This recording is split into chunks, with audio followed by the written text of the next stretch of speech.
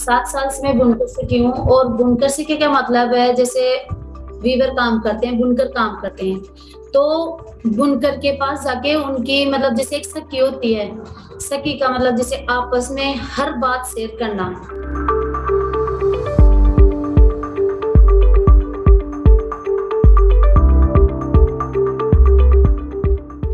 आज हमारे साथ हैं सुमन जी धनोता। सुमन जी 15 वर्ष की उम्र से कारपेट की बुनाई का काम कर रही हैं। उन्हें कुल 10 वर्ष हो गए हैं जयपुर रग से जुड़े हुए। सुमन जी एक बुनकर सखी है और आज वो 2 गांव, 64 करगाएं और 250 से ज्यादा बुनकरों का कार्य का संचालन करती है। इस कार्य ने उनका बहुत ज्यादा प्रोत्साहन वर्धन किया है, उनके व्यक्तित्व को भी निखारा है। इस कार्य से ही उनको एक अपनी नई पहचान मिली है और उनका हौसला बढ़ा है। आज वह इस काबिल है कि वे अपने बच्चों को एक अच्छे स्कूल में भेज पा रही हैं, जो कि हमेशा से उनका सपना था। आपका बहुत बहुत धन्यवाद हमसे जुड़ने के लिए सुमन जी। और आइए शुरू करते हैं आज की बातचीत। सो मेरा पहला प्रश्न आपसे ये है कि आप अपने बारे में कुछ बताइए। आप कहाँ से हैं, किस जगह काम करती हैं और कब से JRF से जुड़ी हुई हैं? मैं दानता से हूँ, और अभी मेरे पास 64 लूम है। 64 लूम में मेरे पास 250 कारीगर है, और मैं बुनकर सीखी हूँ। धन्यवाद। आपने जो हमारे साथ ये सारी चीजें शेयर करी। एंड आगे बढ़ते हुए मैं अपना दूसरा सवाल आपसे ये रखना चाहती हूँ कि एक बुनकर से बुनकर सखी बनने का आपका जो सफर रहा है, आप वो हमारे साथ साझा करें। मैं पहले जैसे मतलब मैं लूम पे काम करती थी, बुनाई का काम करती थी। अब जैसे बीच में क्या हुआ कि मेरी आंखों में थोड़ी प्रॉब्लम हो गई थी, तो मैंने 2-3 महीने काम नहीं किया। मेरे मतलब अंदर अंदर से मैं जलती थी कि मैं क्या काम करूं, जो मैं काम कर सकती हूँ फिर भी मैं आराम से सोती रहती हूँ, मेरे को अच्छा नहीं लगता था। तो कंपनी से एक बार ये जो विजिट होती है, जो भी हमारे वीवर होते हैं ना, उनको एक बार कंपनी ले जाया जाता है, सब कुछ दिखाया जाता है जो वहां पे होता है। तो मैं भी उनके साथ, पहले तो मैं नहीं जा रही थी, लेकिन जैसे हमारे पास वो ब्रांच मैनेजर है हरफूल जी, वो आए, उन्होंने बोला कि आप चलो हमारे साथ, सभी वीवर जा रहे हैं। मैंने उनको मना कर दिया कि नहीं, मैं काम तो कर नहीं रही हूँ, जाके क्या करूंगी, क्या देखूंगी, क्या समझूंगी। उन्होंने बोला साथ तो चल सकती हो, घूमने के तौर पर ही चलो। तो मैं उनके साथ चली गई, जैसे थी वैसे उठ के उनके साथ चली गई, सभी औरतों के साथ। हम वहाँ पे कम से कम भी 50-60 औरतें थी सभी। तो हमने वहां पे देखा, जैसे सड़वा सेंटर गए, जो हम कारपेट बनाते थे उसमें क्या गलती है, क्या सही है, उसको जो हम काम करके बेचते थे उसको वहां पे कैसे सही किया जाता था, वो मैंने सब अपने मतलब देखा बहुत गौर से, और समझा कि देखो जो हम काम करते हैं उसमें फिर भी कमी रह जाती है, वो यहाँ आके सही होता है। वहां से जब हम आगे गए हेड ऑफिस, वहां पे हमने देखा जैसे अलग अलग सब अपने अपने काम पे थे। हम इतने लोग गए लेकिन किसी ने नजर उठा के ऐसे भी नहीं देखा कि ये लोग आए हैं, मतलब अपने काम में व्यस्त थे, अपने काम में ध्यान था, पूरा फोकस अपने काम में था। वहां पे हमने बहुत कुछ सीखा, और जैसे भाई साहब की जर्नी के बारे में वहां पे सुना, मैंने पहली बार सब कुछ सुना। वहां से हम आने के बाद में दूसरे दिन यहाँ पे एक मीटिंग हुई। उस मीटिंग में हम सभी औरतें थी। अब मेरे को ये नहीं पता था कि ये जो कल की हमें पूछ रहे हैं तो वो किस आधार पे पूछ रहे हैं, मेरे को पता नहीं था इतना। मैंने बता दिया जैसे सुबह से लेकर शाम तक हमने क्या देखा और क्या हमने वहां पे समझा। उसी वक्त जैसे स्वाति मैडम नाम की एक थी यहाँ पे लेडीज, उन्होंने मेरा नाम लिखा कि हरफूल जी सुमन का नाम लिख देते हैं। मैंने पूछा किस चीज में लिख रहे हो, कि कोई बात नहीं बेटा, घर पे जाके बता देंगे। हरफूल जी भाई साहब ने यही बोला, ठीक है। अब वहां पे सभी औरतें अपना अपना वो लिखा रही थी, मेरे को लूम पे ये चीज चाहिए, मेरे को ये चीज चाहिए, मेरे को ये चीज चाहिए।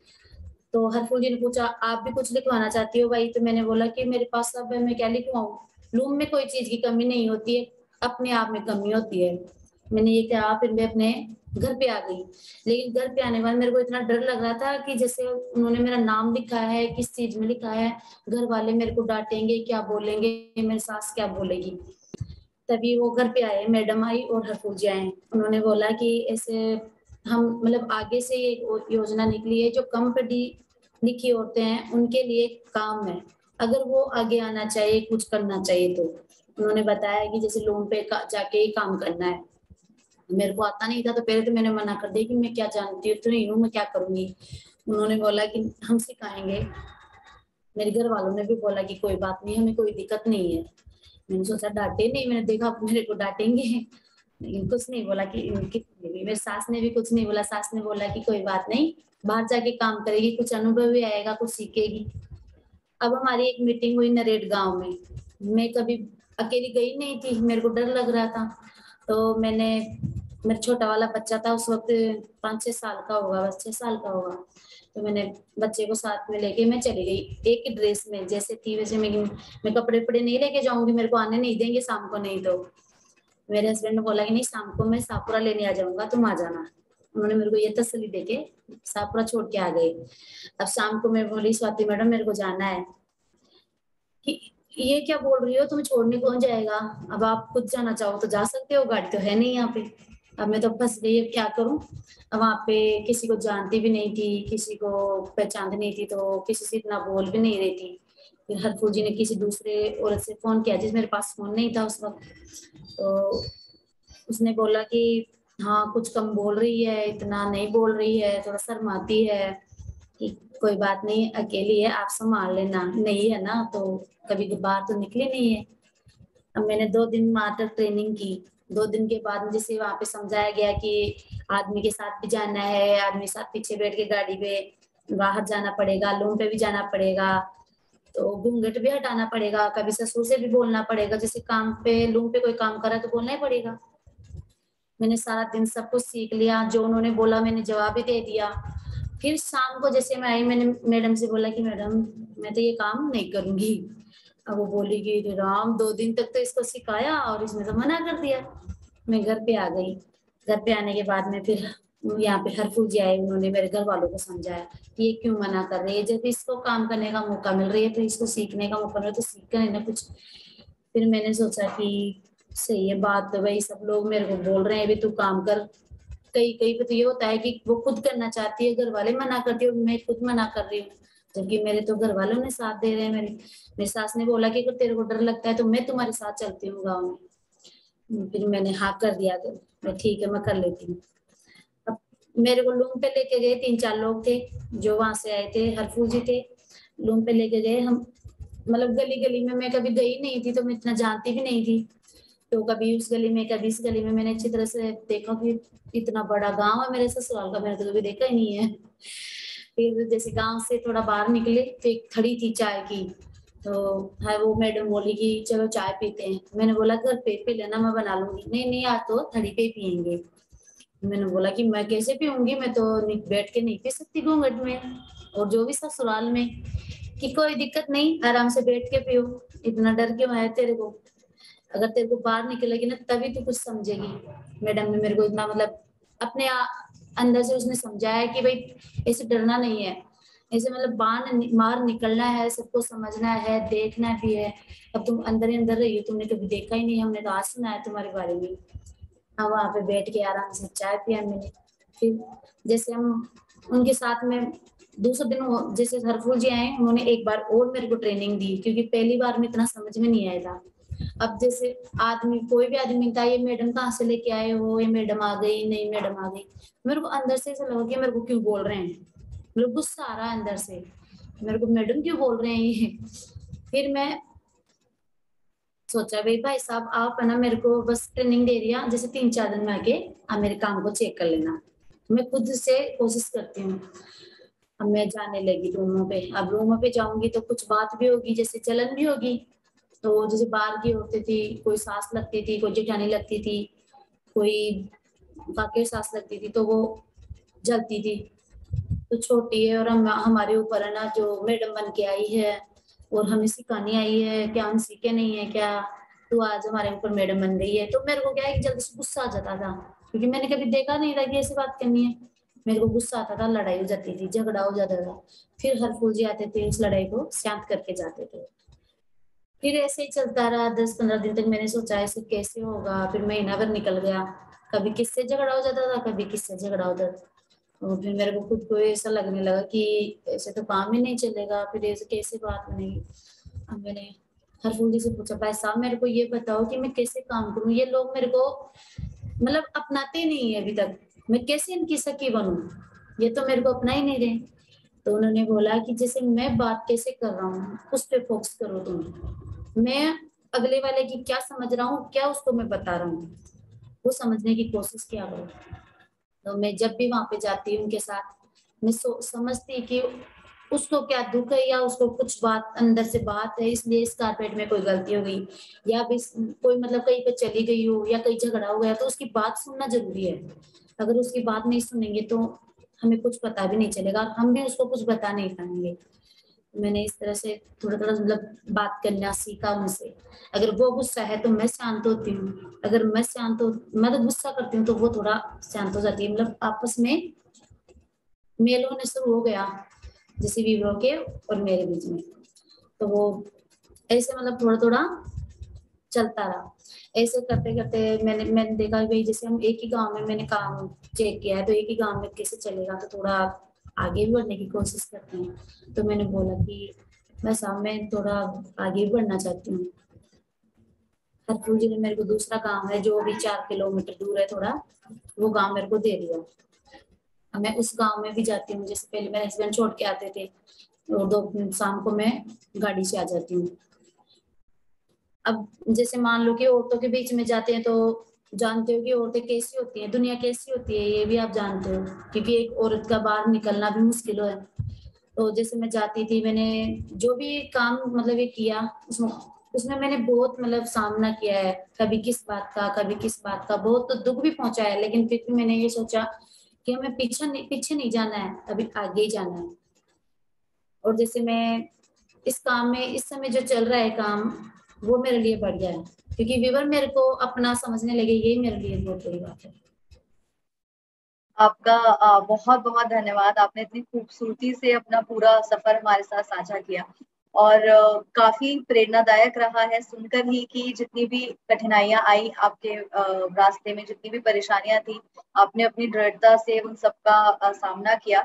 और आपकी परिवार ने भी शुरू से आखिरी तक आपके पूरे सफर में काफी अहम भूमिका निभाई है। सो कहीं ना कहीं आपकी जो आज उपलब्धियां हैं उसका थोड़ा सा श्रेय उन लोगों को भी जाता है। पर वाकई काफी सराहनीय है, आपने जितना मेहनत से और आपकी काबिलियत से आप जो भी कुछ आज हैं, जो भी कुछ बन पाए हैं संस्था से जुड़कर। सो बहुत बहुत धन्यवाद हमें वो सब कुछ बताने के लिए। और आगे बढ़ते हुए मैं ये जानना चाहती हूँ कि जिस तरह से आप एक बुनकर सखी हैं, तो बुनकर सखी किस तरह से अलग है बुनकर से, और ये किस तरह से बुनकरों का संचालन करती हैं, और कितने सालों से आप एक बुनकर सखी की भूमिका निभा रहे हैं? अभी मैं बुनकर की 7 साल से हूँ, 7 साल से मैं बुनकर सीखी हूँ। और बुनकर सीखे का मतलब है जैसे वीवर काम करते हैं, बुनकर काम करते हैं, तो बुनकर के पास जाके उनकी मतलब जैसे एक सखी होती है, सखी का मतलब जैसे आपस में हर बात शेयर करना। जी। अब आदमी कोई चेक करने जाएगा तो कोई भी औरत उसको कुछ नहीं बता पाएगी, काम की बात अलग है, काम अलग है, काम से मतलब नहीं है वो। तो अगर औरत उसके पास जाएगी तो उसके पास जो दुख है, जो भी खुशी है, जो भी कुछ है, तो वो अपनी खुशी या दुख सब जाहिर करेगी, तो वो एक सखी होती है। तो बुनकर सखी का मतलब होता है। और जैसे मालूम है मेरी क्या है कि जैसे मैं सुबह जैसे मेरे को क्या होता है कि भाई मेरे को जल्दी चलना है उनके पास, मतलब उनके बिना मेरे रहा नहीं जाता बिल्कुल भी, मतलब दिन गुजरता ही नहीं है। जैसे मैं तबीयत खराब हो गई मेरी, अब तबीयत खराब होने के बाद में मैं सोचती हूँ कि भाई जैसे सारा दिन सो जाऊं, लेकिन क्या होता है दिन सुबह 5 बजते हैं, 5 बजते मेरे को क्या लगता है उठूंगी, घर का काम निपटाऊंगी, पहले उनके पास जाऊंगी, चाहे 2 घंटे जाऊं, चाहे 5 घंटे जाऊं, चाहे 8 घंटे जाऊं, लेकिन जाऊंगी उनके पास। वो एक आपस में क्या है कि जैसे सहेली बोलते हैं हमारी भाषा में, तो वो एक सहेली हो जाती है, जो पक्की वाली फ्रेंड होती है ना, वो होती है। तो बुनकर सीखे का मतलब यही है कि बुनकरों की सहेली। जी, जैसे आपने बताया आपका उत्साह बिल्कुल प्रत्यक्ष हम देख पा रहे हैं कि आप कितना खुश हैं और कितनी उत्साहित हैं इस कार्य में। और जैसा कि आपने बोला कि एक महिला ही अच्छी तरह से समझ सकती है कि क्या क्या परेशानियां हैं महिला कारीगरों को, और किस तरह से और सुधार और परिवर्तन लाया जा सकता है उनकी कार्यशैली में। सो ये बहुत अच्छी पहल है बुनकर सखी की जो संस्था द्वारा की गई है, और आप इसमें काफी अच्छा काम कर रही हैं। तो धन्यवाद हमें ये बताने के लिए। और आगे बढ़ते हुए मैं यही जानना चाहती हूँ कि जब से आप बुनकर सखी बनी है, तो क्या बदलाव आया है आपके और आपके परिवार के जीवन में? अब जैसे मेरे मतलब मेरे घर में वैसे परिवार तो बहुत बड़ा है, लेकिन मेरा खुद का परिवार है जिसमें मेरे 2 बच्चे हैं, मेरे हस्बैंड है और मैं हूँ। तो पहले जैसे मेरे पास मतलब एक कमरा था, हम उसी में रहते थे, आराम से रहते थे, खुशी से रहते थे। जब मैं इस काम में लगी तो मेरा एक ही सपना था कि एक तो मेरा खुद का घर बन जाए और एक मेरे बच्चे अच्छी तरह से पढ़े लिखे हैं। जो मेरा सपना था अपने पति के प्रति था कि मेरे को कोई, जैसे हर लड़की का सपना होता है ना, वही सपना था कि अच्छा पति मिले, अच्छा मतलब काम करे। तो यही था। फिर बाद में जैसे बच्चे हो गए तो मैंने सोचा कि बच्चों को मैं अच्छी पढ़ाई पढ़ाऊं। अब अच्छी पढ़ाई कराएंगे तो पैसे भी लगेंगे, उसके लिए हमें काम भी करना पड़ेगा। तो मैंने सोचा बच्चों के लिए भी कुछ करना ही है।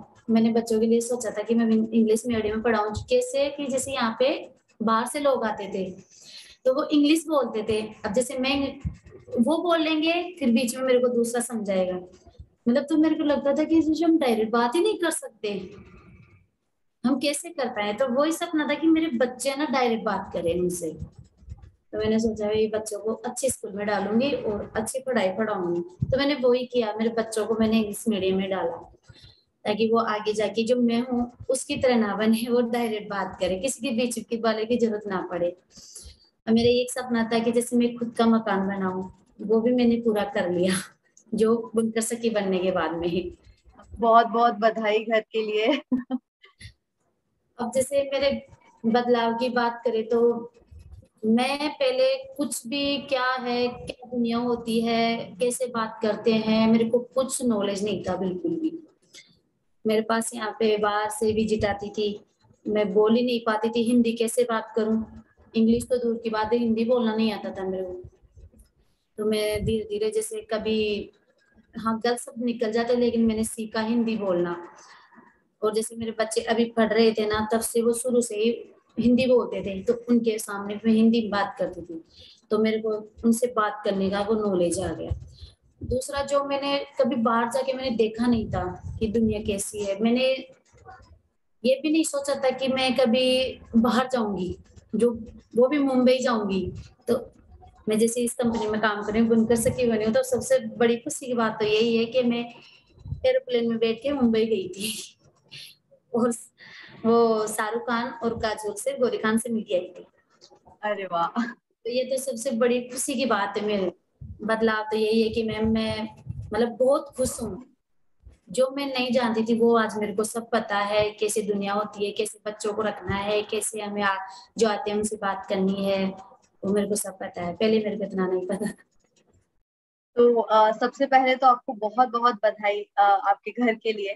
ये बहुत ही खुशी की बात है, मुझे जानकर बहुत अच्छा लगा, बहुत खुशी हुई कि आपने जो भी सपने देखे थे, आप जो जो करना चाहती थी, आपका घर, बच्चों की पढ़ाई से लेके सारी चीजें आज आप वो कर पा रही हैं अपनी खुद की काबिलियत पर। तो ये बहुत ही गर्व की बात है।